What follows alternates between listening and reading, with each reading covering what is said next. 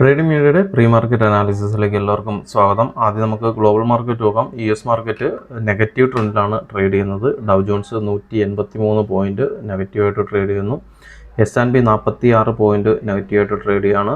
അതുപോലെ തന്നെ നസ്ഡാക്ക് 238 പോയിന്റും നെഗറ്റീവായിട്ട് ട്രേഡ് ചെയ്യുകയാണ്. യൂറോപ്യൻ മാർക്കറ്റും നെഗറ്റീവായിട്ടാണ് ക്ലോസ് ചെയ്തിരിക്കുന്നത്. നമുക്കിന്ന് ഇന്ത്യൻ മാർക്കറ്റ് ലീവായിരുന്നു. പക്ഷേ ഗിഫ്റ്റ് നിഫ്റ്റി ട്രേഡ് ചെയ്യാണ്. ഏകദേശം 142 പോയിന്റ് നെഗറ്റീവായിട്ടാണ് ഗിഫ്റ്റ് നിഫ്റ്റി ട്രേഡ് ചെയ്യുന്നത്.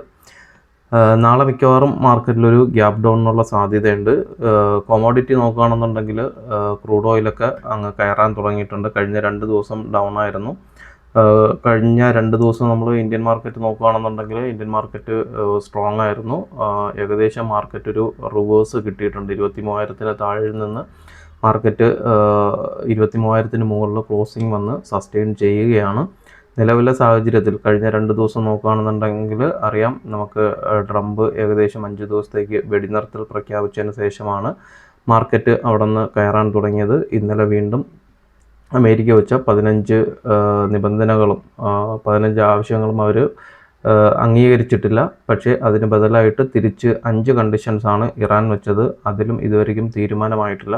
അതിലൊക്കെ ഒരു തീരുമാനമാവുകയാണെന്നുണ്ടെങ്കിൽ, അല്ലെങ്കിൽ ചർച്ചയ്ക്ക് മുന്നോട്ട് പോവുകയാണെന്നുണ്ടെങ്കിൽ, ചർച്ചയ്ക്ക് ഇരു രാജ്യങ്ങളും സമ്മതം മൂളുകയാണെന്നുണ്ടെങ്കിൽ മാർക്കറ്റ് മിക്കവാറും ബുള്ളിഷ് ആവാനുള്ള സാധ്യതയുണ്ട്. മാർക്കറ്റ് മിക്കവാറും നാളെ ഒരു കൺസോൾട്ടേഷനുള്ള സാധ്യതയുണ്ട്. ഗ്യാപ്പ് ഡൗൺ കിട്ടിയാലും ഏകദേശം മാർക്കറ്റ് ഇപ്പം ഏകദേശം 180 പോയിന്റ് അടുപ്പിച്ച് ഗിഫ്റ്റ് നിഫ്റ്റി ഡൗൺ ട്രെൻഡിലാണ് ട്രേഡ് ചെയ്യുന്നത്.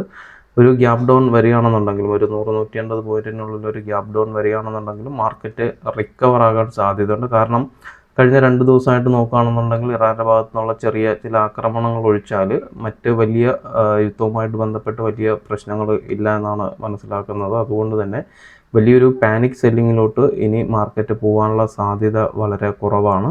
മാർക്കറ്റ് മിക്കവാറും 23,000 മുകളിൽ സസ്റ്റെയിൻ ചെയ്യുകയാണെന്നുണ്ടെങ്കിൽ മാർക്കറ്റ് ഒരു റിക്കവറിക്ക് വരും ദിവസങ്ങളിൽ സാധ്യതയുണ്ട്.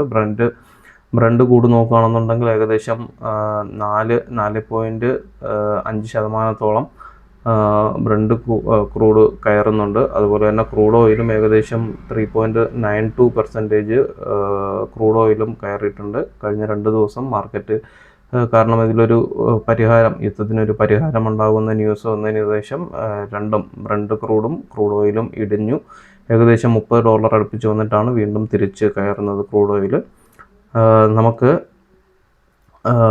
ഡേ ക്യാൻഡിലോട്ട് പോകാം. ഡേ ക്യാൻഡിൽ നോക്കുകയാണെന്നുണ്ടെങ്കിൽ ഏകദേശം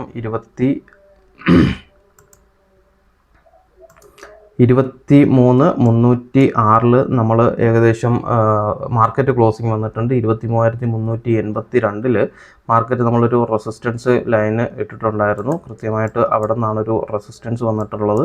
മാർക്കറ്റ് ഏകദേശം ഒരു റിവേഴ്സാണ്. പാറ്റേൺ നോക്കുകയാണെന്നുണ്ടെങ്കിൽ 22,800-900 നിന്നൊക്കെ മാർക്കറ്റ് ഒരു സ്ട്രോങ് ബൈയിങ് വന്നിട്ട് മുകളിലോട്ട് കയറുന്നുണ്ട്. ഇങ്ങനെ ഇപ്പോഴത്തെ ഒരു വേൾഡ് മാർക്കറ്റിൻ്റെ കണ്ടീഷൻ അനുസരിച്ചാണെന്നുണ്ടെങ്കിൽ മറ്റ് വലിയ ന്യൂസുകൾ വന്നില്ല എന്നുണ്ടെങ്കിൽ മാർക്കറ്റ് പതുക്കെ ഇവിടെ നിന്ന് തിരിച്ച് കയറാൻ സാധ്യതയുണ്ട്. കഴിഞ്ഞ 2 പ്രീ മാർക്കറ്റിലും പറഞ്ഞിട്ടുണ്ടായിരുന്നു, ലോങ് ടൈം ഇൻവെസ്റ്റ് ചെയ്തിരിക്കുന്നവർക്ക് ആവറേജ് ചെയ്യാനുള്ള ഒരു അവസരമാണ് 23,000 മുതൽ 22,000 വരയ്ക്കും. ഏകദേശം 23,000 താഴെ നമുക്ക് മാർക്കറ്റ് ബുള്ളിഷ്നെസ് തന്ന് ഏകദേശം 23,000 മുകളിൽ മാർക്കറ്റ് സസ്റ്റെയിൻ ചെയ്യുകയാണ്. ആ ഒരു സപ്പോർട്ടിന് മുകളിൽ 23,000 മുകളിൽ സസ്റ്റെയിൻ ചെയ്യുന്നിടത്തോളം കാലം മാർക്കറ്റിൽ നമുക്ക് ഇൻവെസ്റ്റ് ചെയ്യാം. ലോങ് ടൈമിന് ഇൻവെസ്റ്റ് ചെയ്യാൻ പറ്റിയൊരു സമയമാണ്. അടുത്തൊരു റെസിസ്റ്റൻസ് വരിക 23,825 ലെവലാണ്. ഈ ഒരു ലെവലിലായിരിക്കും അടുത്ത് ചെറിയൊരു റെസിസ്റ്റൻസ് ഉണ്ടാവാൻ സാധ്യതയുള്ളത്. അത് കഴിഞ്ഞാൽ ഏകദേശം 24,500 വരെയൊക്കെ മാർക്കറ്റ് കയറിപ്പോകാൻ സാധ്യതയുണ്ട്. മറ്റ് പ്രശ്നങ്ങളൊന്നും ഇല്ല എന്നുണ്ടെങ്കിൽ 24,500 വരെയൊക്കെ മാർക്കറ്റ് കയറിപ്പോകാൻ സാധ്യതയുണ്ട്. നമുക്ക് ഇൻട്രാഡേ ലെവൽസിലോട്ട് പോകാം. ഇൻട്രാഡേ ലെവൽസ് നമുക്ക് ഇന്നലത്തെ ഡേറ്റ നോക്കുകയാണെന്നുണ്ടെങ്കിൽ ഏകദേശം ഓൾമോസ്റ്റ് എല്ലാ സെക്ടറും സ്ട്രോങ് ബൈയിങ് തന്നെയായിരുന്നു, ബുള്ളിഷ് ആയിരുന്നു. നിഫ്റ്റി IT ഒഴികെ, നിഫ്റ്റി IT മാത്രമാണ് 0.08%, അതും ഫ്ലാറ്റ് പോസിറ്റീവായിട്ട് തന്നെയാണ് ക്ലോസ് ചെയ്തിരിക്കുന്നത്. ബാക്കിയെല്ലാം സ്ട്രോങ് ബൈയിങ് ആയിരുന്നു. ഏകദേശം എനിക്ക് തോന്നുന്നു നിഫ്റ്റി കൺസ്യൂമറാണ് ഏറ്റവും ടോപ്പിൽ 3.51% പോസിറ്റീവായിട്ട് ക്ലോസ് ചെയ്തിട്ടുള്ളത്. Nifty defence 0.86%, Nifty infra 1.76%, Nifty bank 2.10%, Nifty FMCG 1.89%, Nifty IT 0.08%, Nifty auto 2.22%, Nifty metal 2.56%, Nifty pharma 1.98%, Nifty health care 2.05%, Nifty oil and gas 0.71%, Nifty reality 2.69%, Nifty media 1.13, Nifty tourism 2.16. എല്ലാം Nifty IT ഫ്ലാറ്റായിട്ട് ഒഴികെ ബാക്കിയെല്ലാം strong buying ആയിരുന്നു.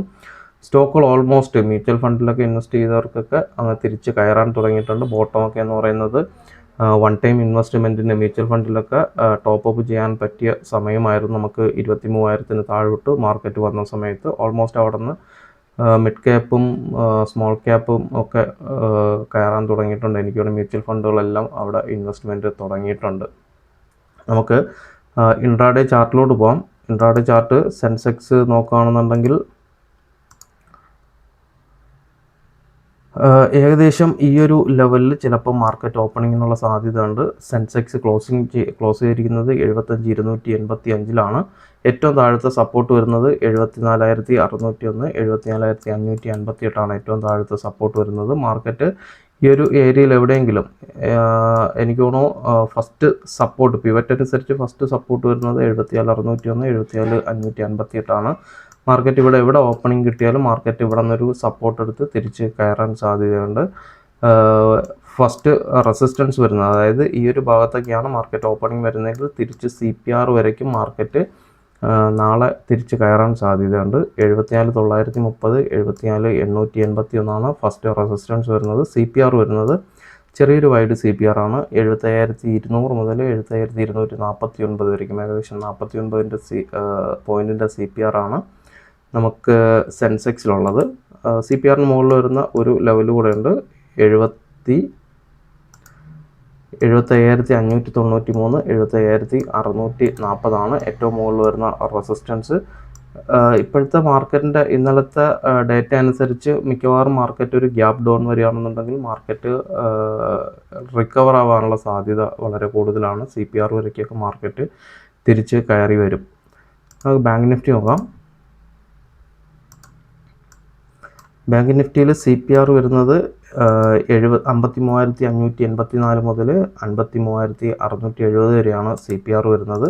CPRന് താഴെ തന്നെ bank നിഫ്റ്റിയും open ചെയ്യാനുള്ള സാധ്യതയുണ്ട്. ഈ ഒരു ഏരിയയിലൊക്കെ ചിലപ്പോൾ 53,373, 53,413 മാർക്കറ്റിലിപ്പം ഓപ്പൺ ആവാൻ സാധ്യതയുണ്ട് ഇപ്പോഴത്തെ വാല്യൂ വെച്ചിട്ട്.